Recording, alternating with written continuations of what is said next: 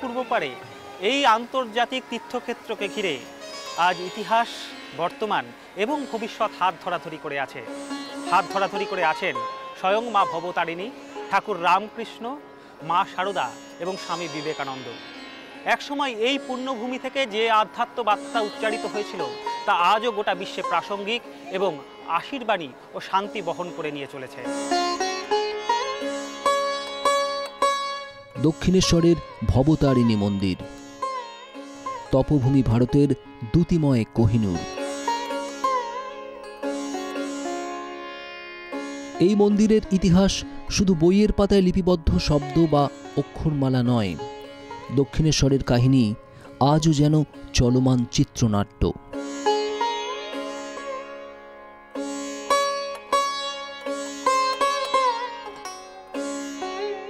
Barrackpore sub ডিভিশনের অন্তর্গত সুদৃশ্য মাতৃমন্দিরের প্রতিষ্ঠা 1855 সালে।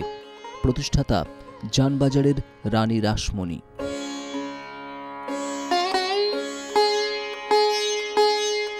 সেই কালের কলকাতার একজন বিদগ্ধ রমণী, একজন রীতিমতো মহীয়সী নারী রানী রাসমণি, তিনি 1847-এ কী করছেন, তার স্বর্গগত স্বামীর স্মৃতির কথা ভেবে কাশীতে যাচ্ছেন। মনের উদ্দেশ্য যে অন্নপূর্ণা এবং মহাদেব তাদের কাছে পুজো নিবেদন করবেন। 100টা ছোট বড় নৌকো নিয়ে জানবাজারের রানী রাসমণি কাশীর উদ্দেশ্যে রওনা হচ্ছেন, কিন্তু মাঝপথে একটা স্বপ্ন দেখলেন এবং নৌকো যেন থেমে গেল। বারাণসী যাওয়ার কোনো প্রয়োজন নেই। গঙ্গার তীরে সুদৃশ্য মন্দির তৈরি করে আমাকে প্রতিষ্ঠা করো, সেখানে আমার পুজোর ব্যবস্থা করো। এই রূপেই আমার প্রচার হবে এবং ওখানে আমি পুজো গ্রহণ করব। এই স্বপ্নের মধ্যেই অঙ্কুরিত হয় ভবিষ্যতের দক্ষিণেশ্বর মন্দির।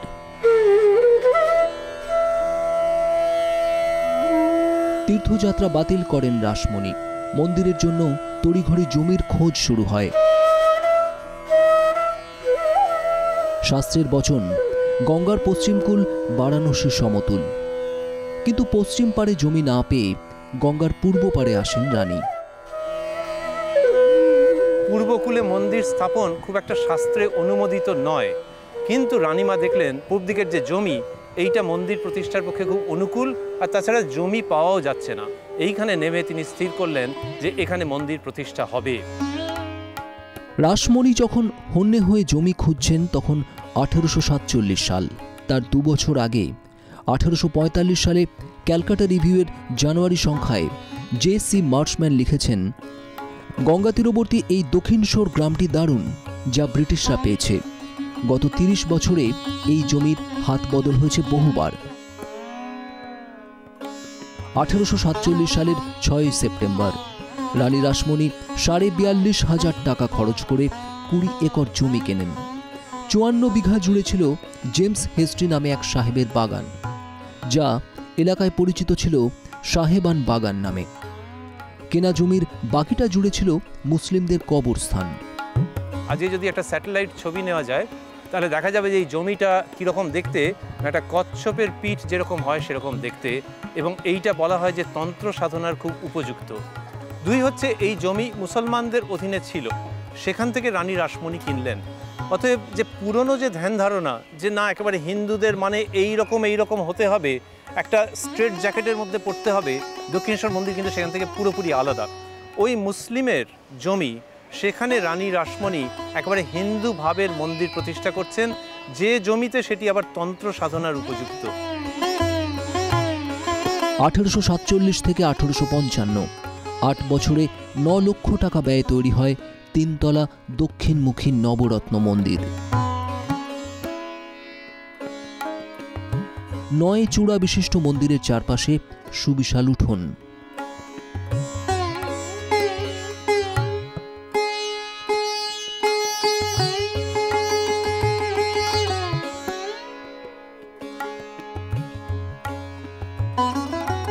গর্ভমন্দিরে প্রবেশ করলেই মায়ের কাছে ব্যাকুল হয়ে ওঠে সন্তানের আরতি। কোষ্ঠী পাথরের সিংহাসনের উপর 108 রূপোর পদ্ম, তার উপরে সুসজ্জিতা এই ভুবন মোহিনী মা ভবতারিণী। কথামৃতে এই মা ভবতারিণীর রূপের দারুণ ব্যাখ্যা দেওয়া রয়েছে। শ্রী পাদপদ্মে নূপুর, গুজরি পঞ্চম, পাঁজেব, চুটকি আর জবা বিল্লপত্র। পাঁজেব পশ্চিমের মেয়েরা পরে, পরমহংসদেবের ভারী সাধ, তাই মথুরবাবু পরাইয়াছেন।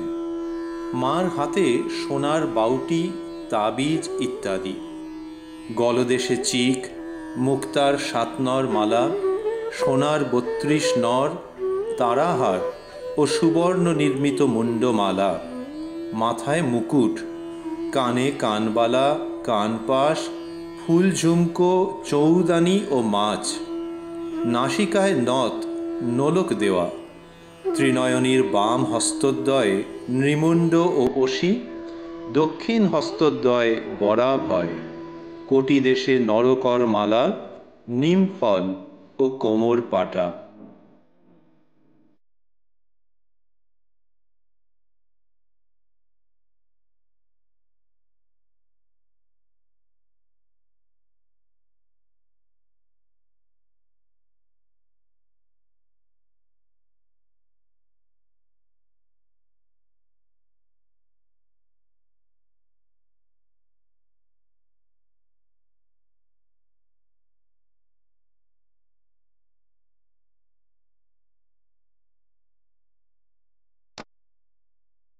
মা ভবতারিণীর সহযোগী হিসেবে রয়েছে 12টি শিব মন্দির। বাঙালির স্থাপত্য ঘরানার 8চালা মন্দিরের সবগুলোই পূর্বমুখী। মন্দির চত্বরের উত্তর পূর্বে রাধাকৃষ্ণের দেবালয়। এখানে রয়েছে সেই মদনমোহন মূর্তি, যার ভাঙা পা নিজে হাতে জুড়েছিলেন শ্রীরামকৃষ্ণ।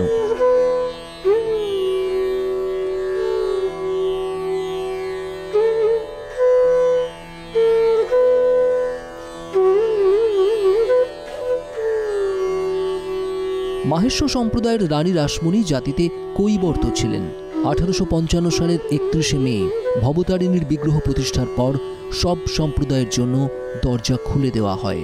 প্রধান পুরোহিত নিযুক্ত হন শ্রীরামকৃষ্ণের দাদা রামকুমার চট্টোপাধ্যায়। এখানে আরেকটা অফবিট ঘটনার আমরা মুখোমুখি হচ্ছি, সেটি হচ্ছে এই যে মা ভবতারিণীর যে মন্দির প্রতিষ্ঠা হচ্ছে সেটা হলো স্নান যাত্রার দিন, জগন্নাথ দেবের স্নান যাত্রার দিন, যেটা আফটার অল একটা বৈষ্ণব ধর্মের মানুষের খুব বড় অনুষ্ঠান। শাক্ত মন্দির প্রতিষ্ঠিত হচ্ছে, কিন্তু সেটা স্নান যাত্রার দিন। কেন? এই সময় রানীমা দ্বিতীয় স্বপ্নটি দেখলেন। তিনি দেখলেন যে মা ভবতারিণী ওই কাঠের বাক্সের মধ্যে রীতিমতো ঘেমে উঠছেন। যে মুহূর্তে এই স্বপ্নটা দেখছেন তখনই উনি ঠিক করলেন যে না, আর কাল বিলম্ব করা চলবে না এবং মন্দির প্রতিষ্ঠা করতে হবে, মায়ের প্রতিষ্ঠা করতে হবে। গঙ্গার যে পূর্ব পারে দক্ষিণেশ্বর মন্দির, সেই একই পারে ব্যারাকপুর ক্যান্টনমেন্ট।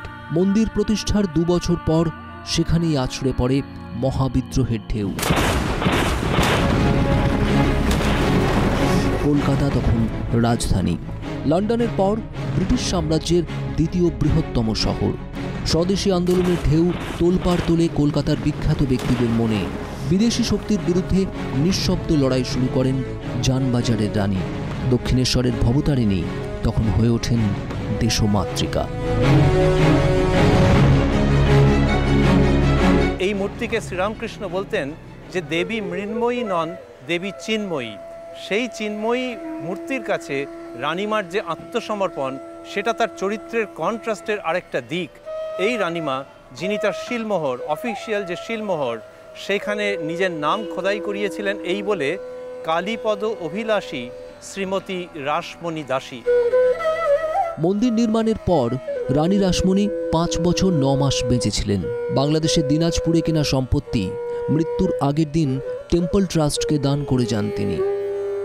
রাসমণির মৃত্যুর পর দক্ষিণেশ্বর মাহাত্ম্য আবর্তিত হয়েছে মা ভবতারিণী ও তার অফবিট পূজারী রত্নাকর শ্রীরামকৃষ্ণকে ঘিরে। রামকৃষ্ণ শরণম রামকৃষ্ণ শরণম রামকৃষ্ণ শরণম শরণ্যে।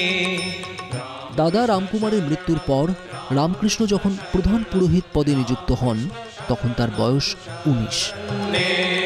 কৃপা হি কেবলম কৃপা হি কেবলম কৃপা হি কেবলম শরণ্যে। ঠাকুরের মাসিক বেতন 5 টাকা। শেষ শিব মন্দিরের উত্তর পশ্চিম কোণের এই ঘরে ঠাকুর তার জীবনের গুরুত্বপূর্ণ সময় কাটিয়েছেন। রামকৃষ্ণ শরণম রামকৃষ্ণ শরণম রামকৃষ্ণ শরণম শরণ্যে। শ্রীরামকৃষ্ণের অতি প্রিয় সঙ্গীত ছিল ডুব ডুব ডুব রূপসাগরে আমার মন। তিনি এই ভবতারিণীর রূপে ডুব দিয়েছিলেন এবং তুলে এনেছিলেন সাধনলব্ধ মণিমাণিক্য। এখানে তিনি মৃন্ময়ী প্রতিমাতে চিন্ময়ী করে তুলেছিলেন। তিনি নাকে তুলো দিয়ে, প্রতিমার নাকে তুলো দিয়ে দেখেছিলেন যে নিঃশ্বাস পড়ছে তার। এই যে দেবতা আর মানুষ একটা জায়গায় এসে মিলে গেল, এই যে মিলিত স্থানটি, এটি কিন্তু এই দক্ষিণেশ্বরের মন্দির। ডুব ডুব ডুব ডুব সাগরে আমার মন, ডুব ডুব ডুব ডুব সাগরে আমার মন। তলাতল পাতাল খুঁজলে পাবি রে প্রেম রত্ন ধন, তলাতল পাতাল খুঁজলে পাবি রে প্রেম রত্ন ধন। ডুব ডুব ডুব ডুব সাগরে আমার মন, ডুব ডুব ডুব ডুব সাগরে আমার মন।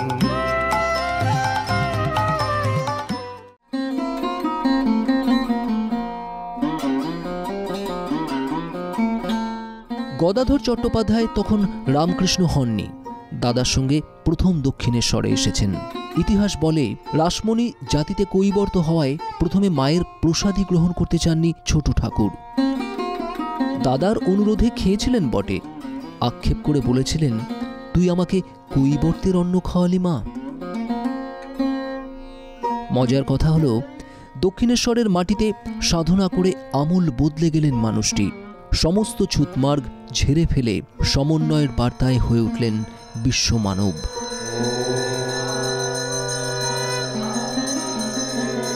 যত মত তত পথ, এখানে বসেই কিন্তু তিনি এটি বলেছিলেন। আরো সুন্দর করে তিনি উপমা দিচ্ছেন, দেখো প্রত্যেককেই সূর্যের সঙ্গে ঘড়িটি একবার মিলিয়ে নিতে হয়। প্রত্যেকেই এক পথে চলছে, কিন্তু প্রয়োজন হলো নিজেকে একবার যাচাই করে নেওয়া। তো সেই সূর্য সদৃশ্য যে মূর্তি ছিল তার সম্মুখে তিনি হলেন মা ভবতারিণী। দক্ষিণেশ্বরের গঙ্গা তীরবর্তী পঞ্চবটি ছিল শ্রীরামকৃষ্ণের আধ্যাত্মিক গবেষণাগার। অশ্বত্থ, বট, বেল, অশোক, আমলকি নিজের হাতে রোপণ করেছিলেন ঠাকুর।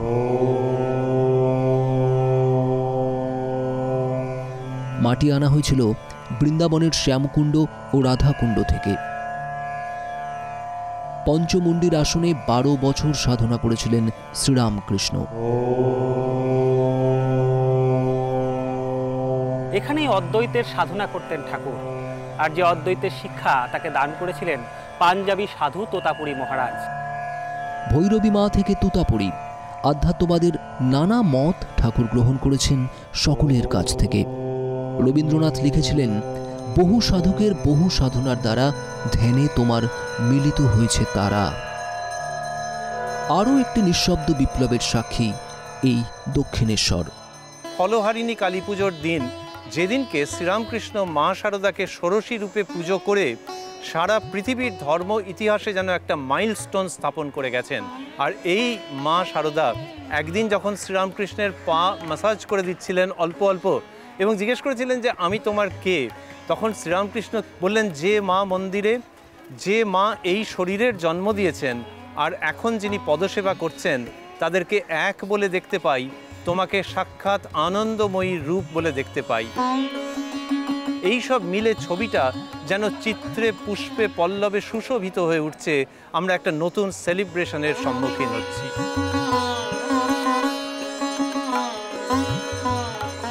যুক্তিবাদী নরেন আর জ্যান্ত কালী দেখা শ্রীরামকৃষ্ণের সাক্ষাৎ বহু মতের দক্ষিণেশ্বরের অন্যতম বড় ঘটনা। নরেন্দ্রনাথ ছিলেন ব্রাহ্ম মতাবলম্বী। তিনি কিছুতেই এই মূর্তি পূজাকে মানতেন না। কখনো কখনো তিনি শ্রীরামকৃষ্ণকেও তিরস্কার করতেন। যখন শ্রীরামকৃষ্ণ বলতেন যে মা আমাকে এমন বলেছেন, মা আমাকে অমন বলেছেন, মা আমাকে এটা বলেছেন, মা আমাকে সেটা বলেছেন, তখন স্বামী বিবেকানন্দ স্পষ্টভাবে বলতেন যে না, ওগুলো আপনার মাথার খেয়াল। তিনি বলেছিলেন যে এই দেখ নরেন এখন তোর কথা মানছে না, কিন্তু কোনোদিনও না কোনোদিন সে মানবে তোর কথা। হয়েছিলও তাই। প্রিয় শিষ্যকে নিজের কনফিডেন্সে নিয়ে এসেছিলেন তার গুরু। প্রবল অর্থকষ্টের মধ্যেও ভবতারিণীর সামনে দাঁড়িয়ে অর্থ সচ্ছলতা চাইতে পারেননি সিমলা স্ট্রিটের নরেন। মায়ের কাছে প্রার্থনা করেছিলেন জ্ঞান, ভক্তি, বিবেক আর বৈরাগ্য। সেদিন দেখেছিল শ্রীরামকৃষ্ণের যা অন্যান্য ভক্তরা যে নরেন্দ্রনাথ ঘুমোচ্ছে এবং শ্রীরামকৃষ্ণ সত্যিকারে বলতে গেলে তিনি নাচছেন প্রায়। তিনি বলছেন নরেন মাকে মেনেছে, বেশ হয়েছে, তাই নয় কি? বিবেকানন্দ মাকে মেনে সমস্ত রাত মা ত্বংহি তারা গানটি গেয়েছিলেন, শ্যামা সঙ্গীত, যা তার অতি প্রিয় ছিল।